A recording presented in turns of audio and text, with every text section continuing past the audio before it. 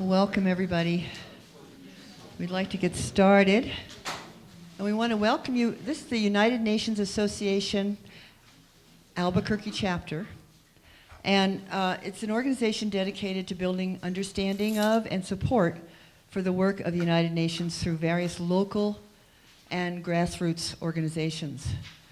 The Albuquerque chapter is committed particularly to the UN ideal to maintain peace and security, to affirm fundamental human rights, to establish conditions of justice in law, and to actively promote freedom, social progress, and better standards for life.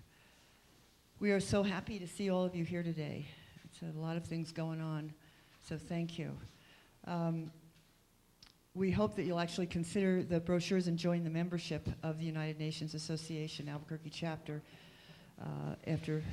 So in that light, I would like to ask whatever board members are here to stand as I call. Maureen Wright is probably still at the registration table. She's here. Oh, there you are. Hi. Maureen Wright is the president of the United Nations Albuquerque chapter. And Sally McMillan is the vice president and former president of the United Nations Albuquerque chapter. And Paul Kinzelman, are you here, Paul? Treasurer, he lives in Berlin, so he might be a little late. I know he's on his way. William Pratt is former president. I think Bill's outside. He just got back from East Coast. Dr. Warren Smith is here. He's on the board. He's going to be our moderator after Dr. Field gives a talk and kind of brings us up to date with the topic. Dr. Smith is going to help us. We'll pass around the microphone. People will have a chance to dialogue. That's the whole point here, is to really have a community conversation about these things. Anna Creamer is on the board of the UNA Albuquerque chapter right here. And Mozaffar Banashemini, I don't think he's here today, he's out. And myself, I'm also on the board. So if you have questions, all the people, that would be good. And then we're so pleased to have Dr. Field as our speaker today. Thank you. Dr. Field is a professor of ethnology and in the anthropology department at the University of New Mexico. And he is also director of the Peace Studies program there.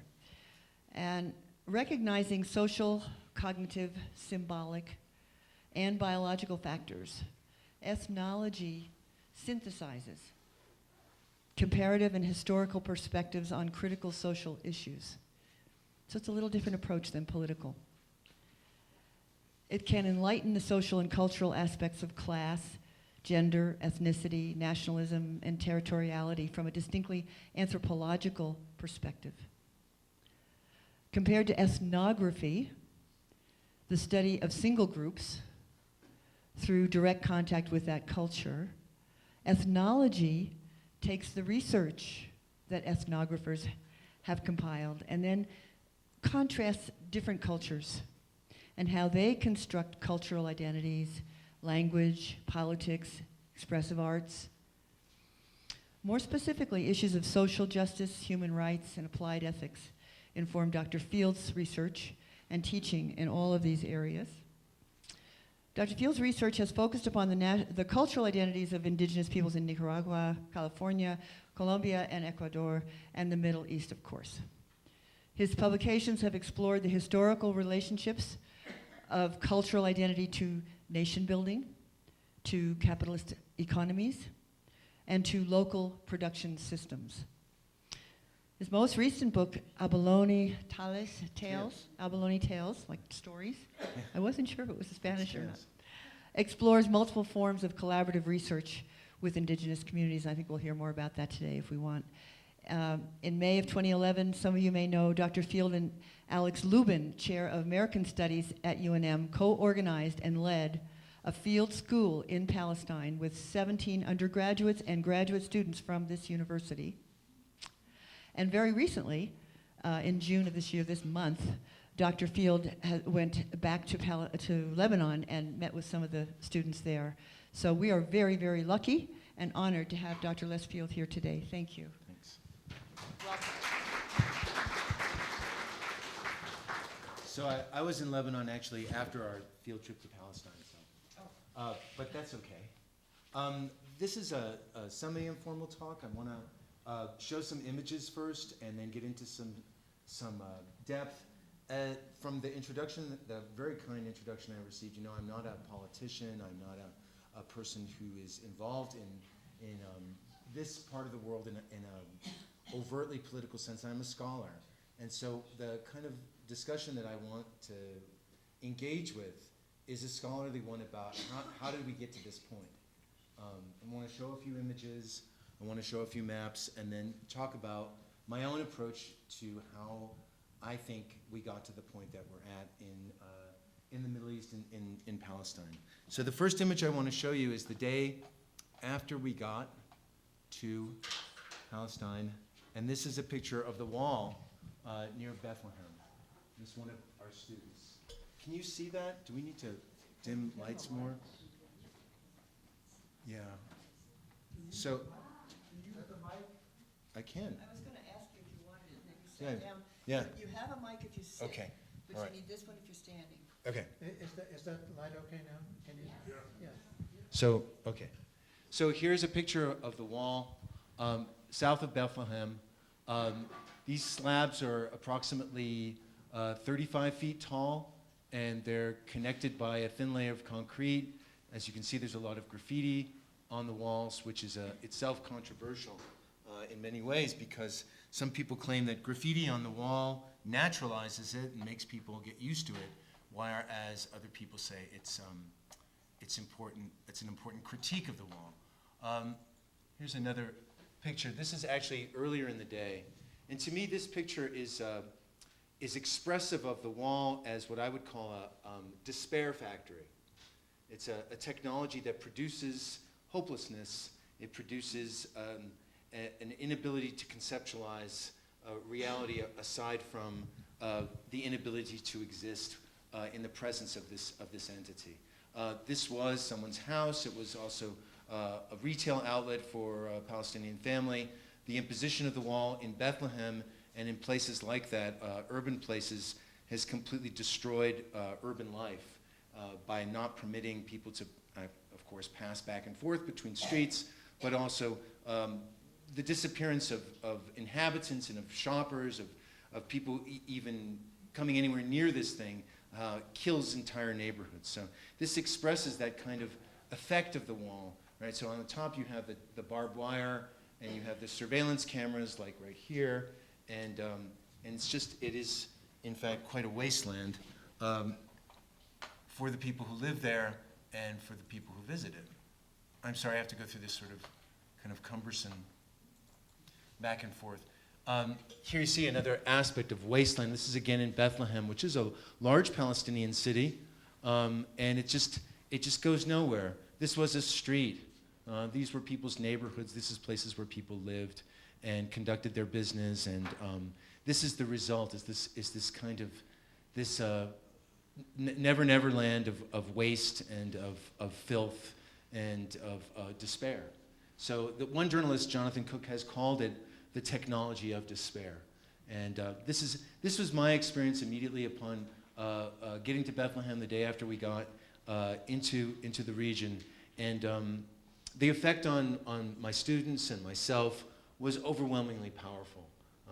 People just sat down around here and just began weeping because there is really a very profound and overwhelming effect from being around the structure. So this is, as I said, around the city of Bethlehem, and this is the day after we got to Palestine. And I want to show you a map. It's a 2011 map produced by the Israeli human rights group B'Tselem, which is an important map. Am I going to be able to zero in on things? I don't think so. Oh yeah, okay, so I can use this. It's slow. I'm sorry. So what this is a map of the West Bank.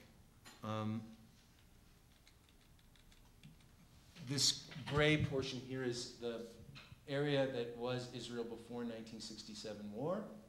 And then This is the area that was conquered by Israel after the 1967 war that's called the West Bank.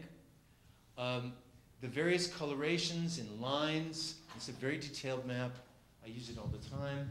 And in the kinds of colors given to regions tell a profound and complex story. The very darkest coloration is Palestinian urban areas. Here's the city of Nablus, okay? That's a Palestinian urban area, supposedly under the civil and administrative control of the Palestinian Authority, or PA. The darker brown is also what's called Area A. So this is Area A, these urban areas, and this is Area A.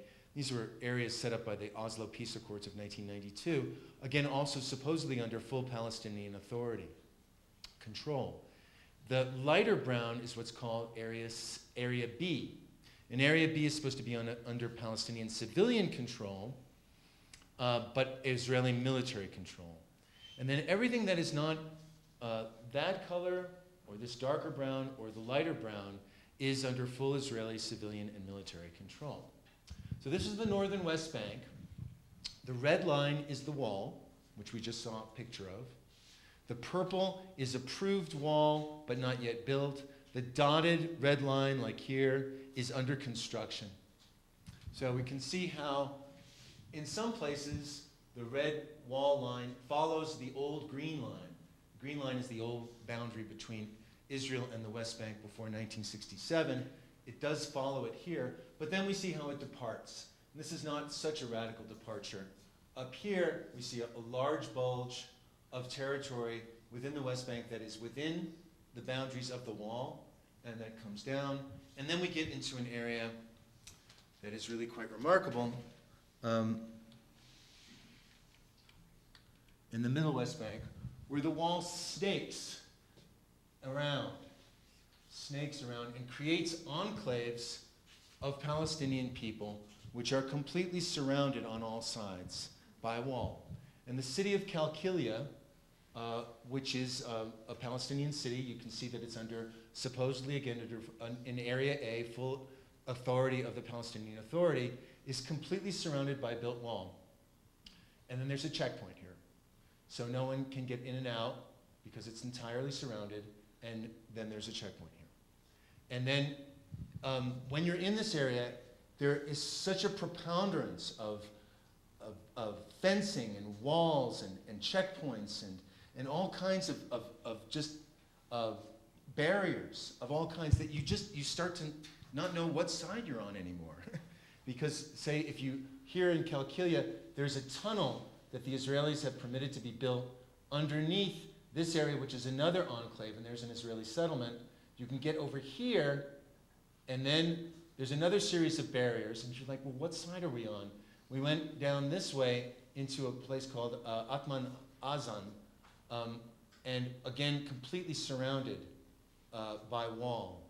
So it's always really interesting to me when the Israeli leaders talk about defensible boundaries, and you look at this and you say, well, what kind of boundaries are those? Are those what kind of boundaries go? You know, it's just, these are very funny kind of boundaries. And they create all sorts of very unique and remarkable sorts of situations for the people who live in them on both sides of these walls. So this map is very useful to me to trying to understand the main point of my talk, which is that a two-state solution is not only a fantasy, but it is not possible. It is simply not possible. There's no place to put a two-state solution in this kind of situation. And if you were to say, well, okay, maybe everything on this side of the wall is Israel, and maybe some of these weird sorts of projections into the territory, though it's supposed to be the Palestinian state, could be eliminated, like this very large settlement called Ariel, if the Israelis were willing to do that. Those are all incredible fantasy statements. Recently, you may have heard about a dispute over what's called an outpost. The Israelis use the term outpost for settlements which are supposed to not be legitimate. Okay? Let's come down here to Ramallah. right? So, right, by international law, none of them are legitimate, but the Israelis feel that many of their settlements are legitimate. And then they say that there are some settlements that are not legitimate because for various reasons they weren't given official permission and so on. So the recent dispute was about a place called Beit El, right? And about a neighborhood in Beit El called Ulpana, right? And Beit El is located, it's really hard for me to see. Oh, there it is. Okay. It's just north of, it's here. It's north of Ramallah, and Ramallah is one of the largest cities in the West Bank, again, in Area A. So here we have this remarkable thing, this wall, really an amazing thing, and we see, again, this strange sort of circuitous paths, this so-called defensible boundaries, and the enclaves of Palestinians that are enclosed by these boundaries. And here's the main city of Ramallah, which everyone acknowledges is a large Palestinian city, and here's the settlement of Beit El. Well, the wall, the closest wall is over here. What's going on here? I mean, is there any dispute, is there any discussion about a settlement that is that far away from what the Israeli government says is, well, we should claim everything that's west of the wall for Israel? Why is there a settlement way over here? And why is there any dispute about legitimacy or illegitimacy of the settlement? It's clear that there is no intention of building a state of any kind. It's I don't know, I would say basically scientific at this point, that you cannot look at this map and say that there's any place for a state as we understand that term, right? Because these areas are like an archipelago of islands surrounded by Israeli control, and even that wall, that remarkable structure, does not enclose all of the ambitions of Israeli settlement building. This whole area here that borders on the Jordan Valley, with the exception of the city of Jericho, a Palestinian city, is blue. It's in Area C. And there are settlements far, far to the east of the wall, like Beit El, which are considered to be legitimate. When the Israeli government said, okay, this Ulpana outpost has got to go because it's built on private Palestinian land, they simultaneously said, but we're going to build several hundred more homes in Beit El, in our legitimate settlement. And why would you be building homes in Beit El if you wanted to give the West Bank to the Palestinians as a state? That doesn't make even partial sense. Or if you were to say, well, everything, again, west of the wall should be in Israel, and the rest of it would be Palestine. So I look at this map and I say to myself, what state, where? How could you have a state under these certain sorts of circumstances? And I have traveled that road up to Nablus, right, around the city of Ramallah. There's a road that goes that way. And what I wrote to my family and to my wife and to other people is that the message is all in the signage. In other words, every step along these roads, there's clearly utilities and telephone lines and electricity lines going to each of these settlements, right, all of the blue, and then even to the so-called illegal outposts. So you see signs for exits, for graded exits off of the highway to even the so-called illegal outposts, which to me means that really they aren't illegal outposts, they're just settlements. So, okay, this map is a very telling map, and it would take, it needs a whole lot more time than we can give it. I want to show you a picture of a checkpoint near Qalqilia that completely surrounded town, right? That's completely on all four sides surrounded. This is one of the checkpoints that leads into there. This kind of guard tower you see all up and down the West Bank. This is the very sort of congelation of what Israeli control looks like to these, and these are Palestinian men who are lined up trying to go to their fields to cultivate their olive orchards. There's another picture of Qalqilia. I probably need to look on my, where is it? Okay. Checkpoint. Okay, that's the checkpoint. All right. So I'm going to put up the lights for a second. This supposed two-state solution that keeps getting talked about, in the United States, although in the rest of the world, and particularly in Palestine, everyone realizes that it's not even a possibility. There's no possibility for building a second state in a situation like you see on that map. And remember, that map is from an Israeli human rights group, B'Tselem, right? That's not produced by the Palestinian Authority or by any Arab entity whatsoever, but by, in fact, an Israeli human rights group.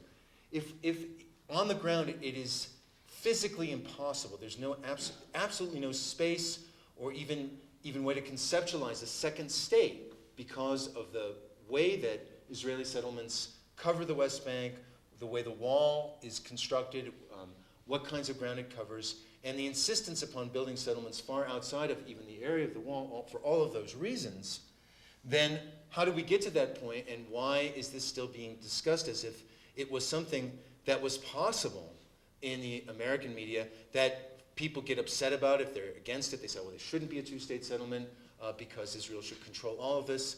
And in fact, Israel does control all of it. It is, in fact, one single country. And I'd like to talk about what kind of a country it is in a second. My approach to understanding how we got to this point goes back into the 19th century. And I'd just like to say a few words about my understanding of how we got to a situation where there is an Israeli state that is pursuing this kind of presence in the land of Palestine. And my understanding looks at the interactions between three empires: the Austro-Hungarian Empire, the Ottoman Empire, and the British Empire.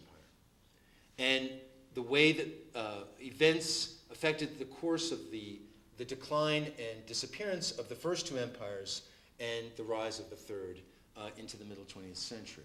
So I'd just like to sort of think about these things for just a second and put them out to you.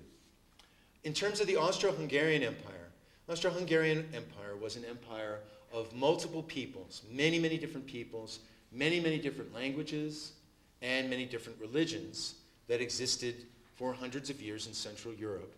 And when it began to break apart in the late 19th century, the ideas around which that breakup coagulated or coalesced were the idea that you should have countries in which there's a single people with a single language, with a single culture and a single identity. So the Austro-Hungarian Empire breaks into countries more familiar to us now, like the Czech Republic and Hungary and Romania and the constituent republics of Yugoslavia, which are now themselves independent countries, a further iteration of that process, in which that notion of one country, one people, one language, and in the 19th century, for sure, one race, okay, becomes enshrined in the aspirations of the people of Central Europe. And there's an important person for us to consider in that overall history, and that is the person named Theodor Herzl. Theodor Herzl is the founder of the Zionist movement in the late 19th century. He came from a city called Pest, which is one of the constituent cities of Budapest, right, which is the capital of Hungary and was a major city of the Austro-Hungarian Empire. I was just there 2 weeks ago in Pest and in Buda, and Hungary is an exemplar of that kind of ambition. It's a country in which one language, one people, one culture is enshrined in the very existence of that country. Herzl was from Pest, and he went to Vienna, the capital of the empire, and he adopted this same view. And it's not a crime, it's not even a surprise for a Central European intellectual from whatever part of the empire to have arrived at that view.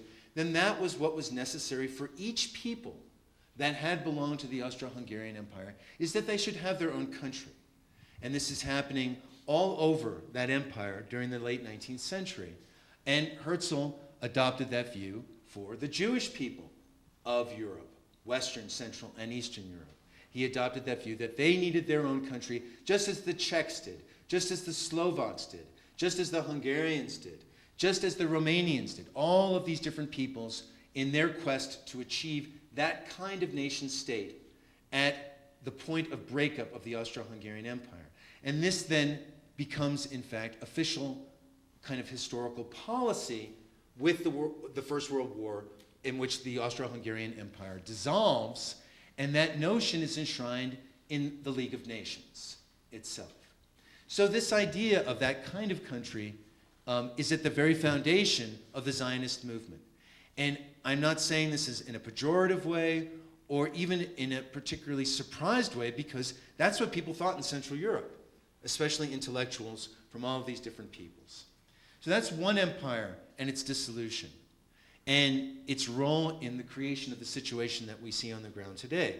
The idea of a Jewish state for all Jewish people who should speak one language, which ends up being Hebrew, and should be, for them, a Jewish state for the Jewish people. Okay? In terms of the Ottoman Empire, the empire to the east, which also is in the process of dissolving and into constituent parts in the late 19th century, and that becomes a done deal by the First World War, the form that nationalism takes is quite different. Okay? It's not about forming into separate countries in which there is this equivalence, this isomorphism between nation, people, language, culture, race. There is instead the idea of what's called and been called pan-Arabism, that there is an Arab nation that extends over most of the territory of the Ottoman Empire outside of Anatolia and what was left of the empire on mainland Europe, into the countries that we now call Syria, Lebanon, Palestine, Saudi Arabia, Iraq, all of those countries that were constituent parts of the Ottoman Empire. And the idea is that there's a single Arab nation which must achieve its destiny by breaking off from the Ottoman Empire and seeking its own destiny in that way. So there isn't that concept of breaking into smaller countries which are defined by language and culture, because there's seen to be, by the intellectuals who are leading this pan-Arabist movement, a single identity, an Arab identity that extends throughout the region. Interestingly, many of the intellectuals in the pan-Arab movement are not Muslims, are not. We see this in Iraq, we see in what's now Iraq, we see this in Lebanon, we see this in Syria. They're at least not Sunni Muslims. They're from minority groups in the Arab world. Christians, Maronites, which is one of the Christian faiths in Lebanon, Greek Orthodox, Druze, which are an independent religion that exists in Syria, Lebanon, Palestine, Jordan. I said Christians, Shia Muslims, right?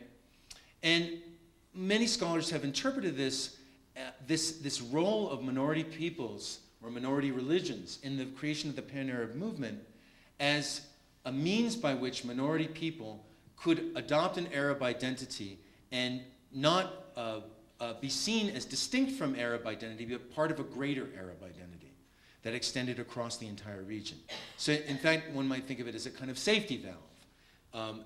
Arab and Muslim, not isomorphic, but Arab including many different, what they call confessional sects in Lebanon, including Jewish people, including Jews of the Arab world. So there's a very different kind of concept of nationalism in the Arab regions of the Ottoman Empire. Now, the Ottoman Empire, like the Austro-Hungarian Empire, is defeated at the end of the First World War. And what steps in, particularly in the regions of old Ottoman control, are the British and French empires. Now, the role of France is not particularly important in Palestine. It's more important, or it's crucially important in Syria and Lebanon. So I'm not going to talk about that as much. But in terms of the British Empire's establishment of a League of Nations mandate after 1919 in the territory of Palestine, we see certain kinds of phenomenon that are peculiar to the British and the way that they conducted their imperial management of the territories in their possession before the First World War and after. So two things that seem to be very important are, number one, making multiple promises to multiple people and setting different peoples against each other in which the empire is the arbiter of the dispute. So we see in 1917, Lord Balfour, in the famous document that has come to be known as the Balfour Declaration, writes a letter to the Zionist movement, Chaim Weizmann, and says, the royal government, His Majesty's government, views with favor the establishment of a national home for the Jewish people in Palestine, a national home for the people of Palestine. At the same time, the British Empire is pursuing because it's 1917, its war against the Ottomans and allying with various forces in the Arabian Peninsula. That's one thing. The other thing that seems to be of extreme importance, and I think it's actually an area for research, is the British predilection for partition. And for partition around what the Lebanese would call confessional or religious lines. So the three instances are Ireland and India and Palestine. And in all of these cases, we see partition plans that are formulated around the notion that people who belong to different religions, number one, are groups that can be considered single groups, unitary groups. Number two, that different religions should be separated from one another enclosed by national boundaries, right? So we have, right, the UN partition plan based upon this British concept, okay? Yeah. So here's the 1947 partition plan, right? The blue is supposed to be the Jewish state. This is mandatory Palestine. The brown is supposed to be the Arab state. And the brown and the green, I'm sorry. And this purple is supposed to be an internationalized city, i.e. Jerusalem. So the different colors here indicate the difference between the brown and the green, which were both supposed to be part of the Arab-Palestinian state, is that the brown is what was taken over by the Israelis during the 1948 war, what they call the Independence War, and what the Palestinians call the Nakba, or disaster, catastrophe. So whereas the blue was supposed to be 50% of Palestine that was going to be the Jewish state, and the brown was supposed to be part of the Arab-Palestinian state, this brown part gets taken over during the War of Independence or during the Nakba and becomes part of the 1948 to 1967 boundaries of the State of Israel. So the State of Israel is already in an expansionist state in 1948. They take over more than what's supposed to be the boundaries of the Jewish state according to the UN partition plan, which is itself based upon the British predilection for partition. So take the blue and the brown, and that is what becomes the State of Israel. This is the Gaza Strip, which is administered by Egypt until 1967, and this green here is the so-called West Bank. Now, the British idea of partition, right, is supposed to be based upon population, right? Population and separating different groups as defined by religion, okay? As defined by religion and as defined by, I suppose, ethno-racial terms as well. Now, that's curious, since if we look at what the land holdings were of the Jewish Zionist presence in Palestine before 1947, it in no way corresponds to the amount of land that has been allocated to the proposed Jewish state by the partition plan. These dots here are the extent to which Jewish population controls land in Palestine in 1947. That's what they own. So many times the discussion turns to why did the Palestinians reject the partition plan of 1947? That was so fair, right? It was a very fair thing, right? That they should be, hey, you get half and we get half, the Israelis would say. But in reality, this is how much land actually was owned by Jewish people in the land of Palestine in 1947. And then this was the partition plan, which allocated this. So when we ask, well, why did those Palestinians reject this plan, that might be an important factor to take into account, is what the land ownership on the ground was. And also, we might want to look at the demographic, actual population figures. So here we see in 1922, the population of Palestine is about 750,000 people, 78% of whom are Muslim, 11% are Jewish. In 1931, it's about the same. 74% are Muslim, about 17% are Jewish, and of course here are the Christian figures over here, which are in 1922 roughly the same amount of people as Jewish population. And in 1945, on the eve of the partition plan, there is still, in the land of Palestine, 60% of the population is Arab Palestinian Muslims, and 8% are Arab Christian Palestinians. So 68% of the people. So this is on the eve of the partition plan. Again, if you put the map together of how much land Jewish people owned in Palestine, and then you put together how many people lived there, again, this may be useful to us for thinking about why Palestinian people rejected the partition plan. And this is a little bit of a breakdown around the districts of Palestine, Acre, Beersheba, Beisan, and so on. The first figure is Arab ownership, the second is Jewish ownership, and the third is public or land owned by the British Empire. Okay, so I'm going to leave that slide up there. Okay, so not only do we have a British Empire that's promising this across the Arab world, across the area that they come to control, that they take from the Ottomans, multiple promises made over the same pieces of land to multiple people, and this manifesting into a partition plan. But unlike, say, the cases of Ireland, which I would never defend the partition of Ireland, don't get me wrong, or the partition of India, it does not seem to correspond to actual population and land ownership statistics, right? There's if you look at the way that Mahatma Gandhi and Ali Jinnah negotiated the boundaries between Pakistan and India, it was in fact around areas of concentration of Muslim populations versus Hindu populations. This did not mean that there weren't massive migrations and horrible massacres, and it's one of the most absolutely horrible convulsions in history, the creation of India and Pakistan. But one must say that it in many ways did follow demography on the ground to a certain extent. In this case, it's difficult to see that, right? Especially before 1948. So given that this is the case, how does, in fact, Israel become the Jewish state?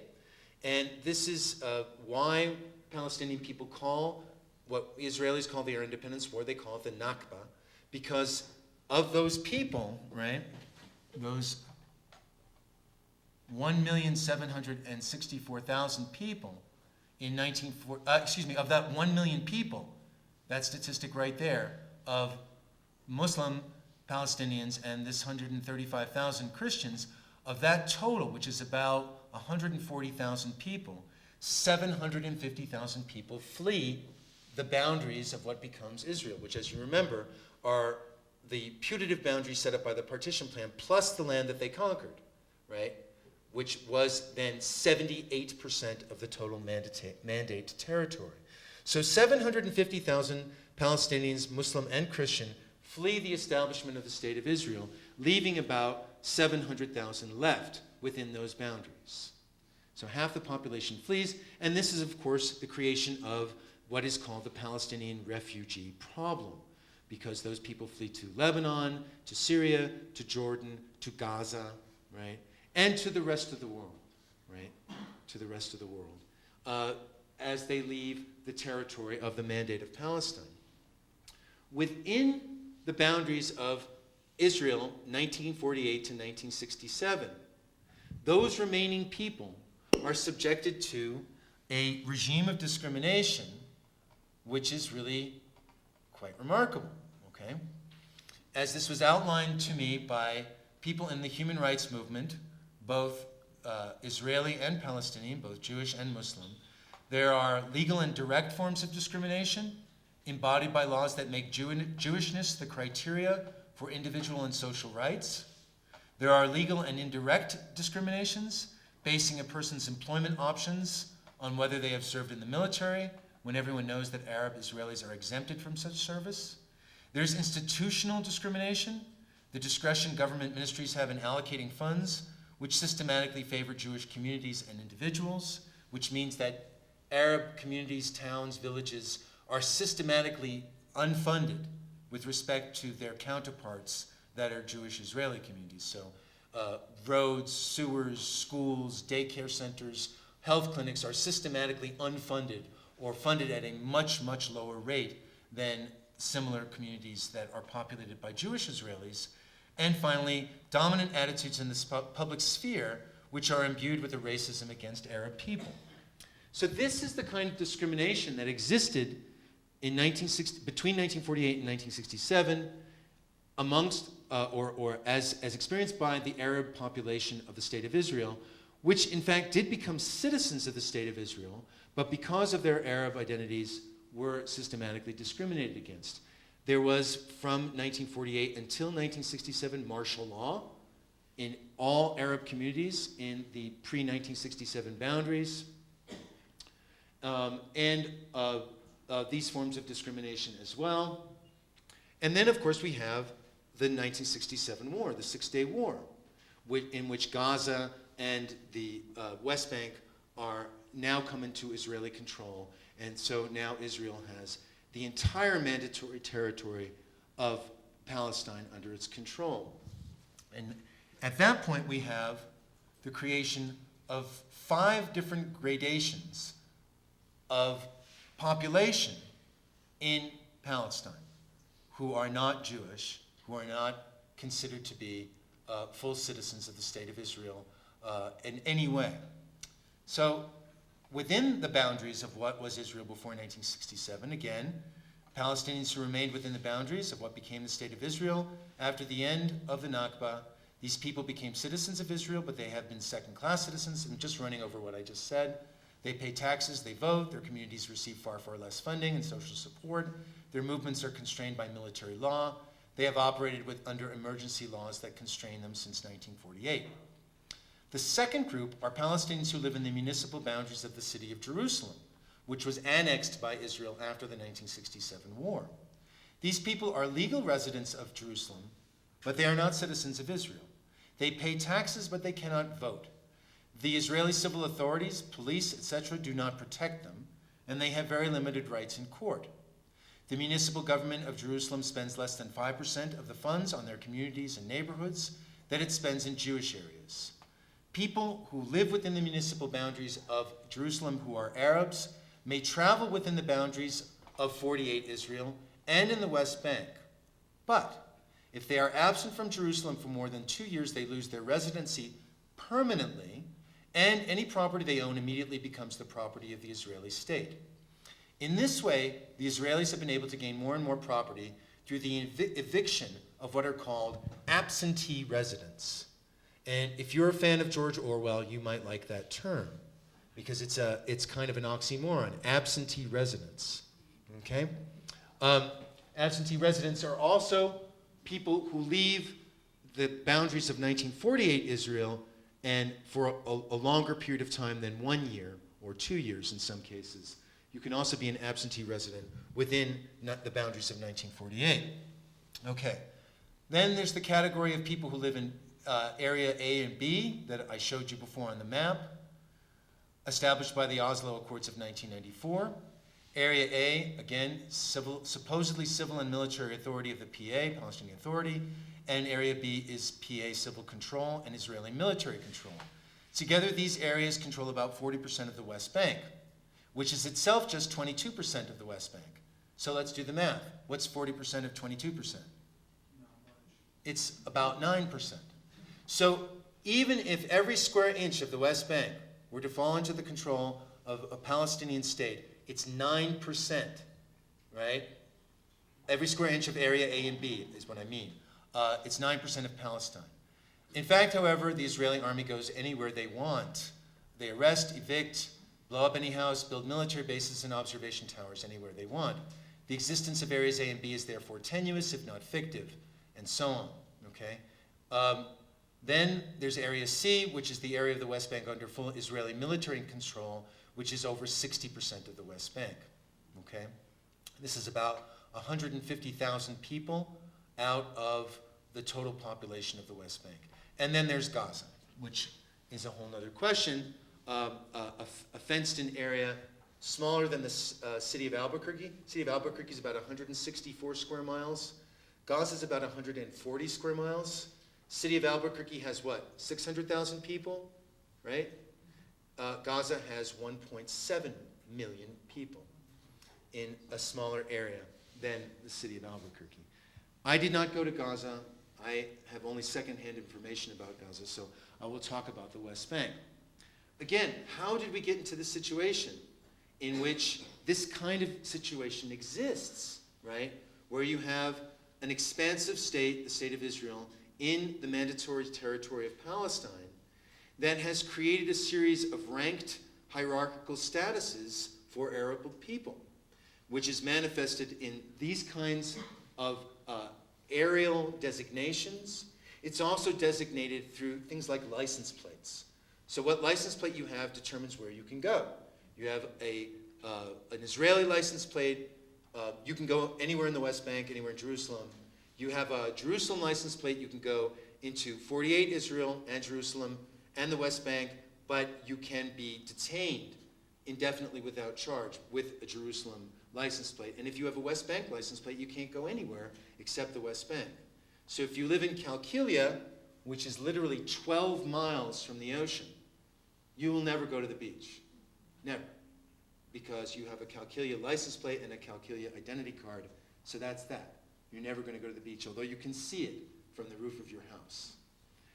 So in a situation, right, in which the ideas of partition, the idea of taking a piece of land and splitting it, right, in which the Zionist movement comes out of the destruction of the Austro-Hungarian Empire, in which there's this concept of one state for one people, and one language, and one culture, and potentially even one religion in many cases.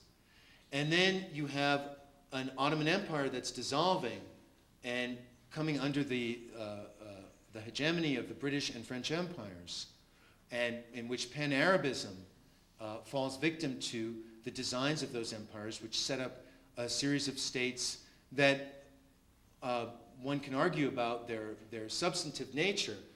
Certainly Syrians feel that Lebanon is a completely artificial country that shouldn't exist, and Iraq has its arguments with Syria, and so on and so forth, because all of these countries were set up by the French and by the British, rather than creating themselves. Under such circumstances, we arrive at this map, once again, this map in which no one can pretend that a second state is possible. Where are you? I wanted to show you a picture of an Israeli settlement. This is coming from a little town called Wadi Fukin, a little Palestinian farming village right on the Green Line. And you look up the hill and there's these settlements, these large fortress-like multi-family apartments. That's what they look like.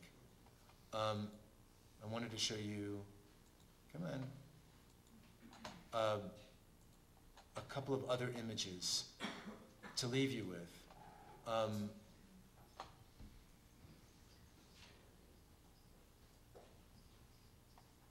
In the city of Hebron is an extreme case. We can talk about Hebron. Hebron is, again, far beyond the line of the wall. It has a large settlement called Kiryat Arba. What you're looking at here, down here, is the Arab marketplace. The settlers, they take over areas like I showed you, those large fortress-like settlements. They also work vertically. In other words, this is the Arab souk down here, the market. These two upper stories have been taken over by settlers. And so it's a vertical split. Some of this is almost science fiction. There are science fiction books I could refer you to that try and describe this, and the reality is far stranger. So this airspace here is Israel. This airspace here is Palestinian. But the settlers throw their garbage down onto the people who are selling down here. So the municipality of Hebron put this structure here and this mesh wire here to prevent people from getting hurt from the garbage thrown on them. So when we were there, this is not hearsay, we were there, someone opened a window and threw urine down onto people selling here, and then they threw some caustic acid down, which burned the wares that someone was selling. So that Hebron is a singular case. Not all of it is like that, but it's part of the picture. And then, in perhaps the strangest of all of the situations I saw, now this is not it, it's the one before it, it's this one. Yeah. The settlement situation, there you are, Becky. These are some of my students. This is a place, a neighborhood in Jerusalem, in East Jerusalem, called Sheikh Jarrah. And in Sheikh Jarrah, the settlers take over house by house. They do home invasions, and they kick Palestinian people out. And the pretext is usually that a Palestinian person has done something terrible, like renovated their bathroom or put on a second bedroom without a permit. So the Israeli government says, yes, the settlers may come in. So in this place, the front of the house is a quote-unquote settlement, and the back of the house still belongs to the Palestinians. So this is to me, this is science fiction, right? This is inch by inch the plan of settlement on the most micro level possible. So we came in, and these are my students, and we went back to where the tree is, to where the Palestinian family lived, and they served us fruit and coffee. And then, meanwhile, in here, there's a large German shepherd that's barking at us, and there's a man, he's a Hasid, he's got religious garb on, except he's naked, right? Because he's trying to outrage the Muslim women who live there. And then another group of tourists come from one might say the other side, and they start singing Hebrew Zionist songs in front here and harassing the family. So this is at the most micro level what's going on. It's not just large settlements, but house by house, inch by inch, this kind of extension of control by what has been from the very beginning a settlement movement, right? Because there's no way to explain the demographic change that takes place except by the encroachment of an aggressive settlement movement. So let's go back to our map, which I want to leave you all with before we start talking between ourselves. And anytime people talk about the two-state solution, I want you to think about this map and what it means, right? I want you to think about the idea. And remember, this territory, this West Bank, this place that's always in the news, is 2,200 square miles. That's about the size of Rhode Island and a little bit more. Rhode Island is about 1,800 square miles, so it's just a little bit more than Rhode Island. It's a really small place, right? So it's not like you can think of this as like, well, stuff going on in, way on the other side of Rio Rancho that you don't see or something like that. It's right there, right? It's right there. It's unavoidable. It's a presence that is massive and in your face. And if you are trying to go from, say you live in Bethlehem here, and you want to go to Ramallah, how the heck do you do that if you're a Palestinian when there's this massive settlement here, all around here, and all the roads are built from settlement to settlement? How does a Palestinian, even within the so-called boundaries of the Palestinian Authority, go from one city to another, from Bethlehem to Ramallah, from Ramallah to Nablus? It's very, very complicated because these are like islands. And they're not even islands that have full control over their destinies. They're continuously being impacted by the presence of the Israeli military. If a two-state solution is not possible, and I don't think it is even remotely conceivable from what I saw and from what I've shown you, then we have to talk about another solution altogether. And I think that's where the discussion should be, because I'm not here to give a solution or to propose one, but to tell you why I don't think a two-state solution is possible. Okay, let's start our discussion.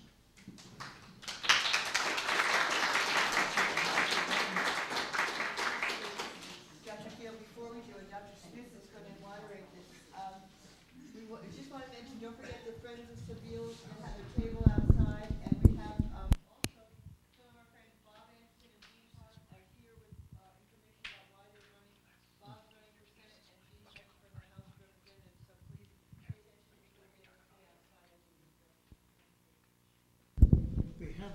microphone to pass around. I want to thank you for that powerful talk.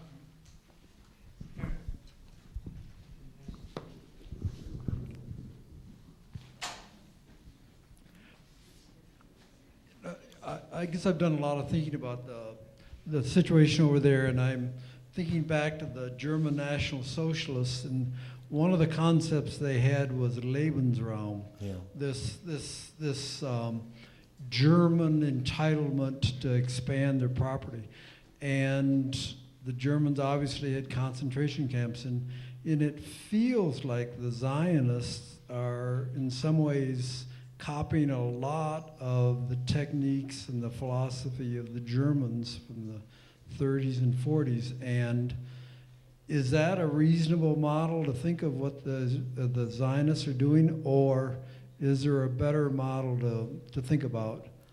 Well, obviously, ooh, that's powerful. That's a very controversial thing to say, and would upset lots of people, right? So there's a lot of ways you can think about that. I mean, the Holocaust was one of the greatest disasters that ever befell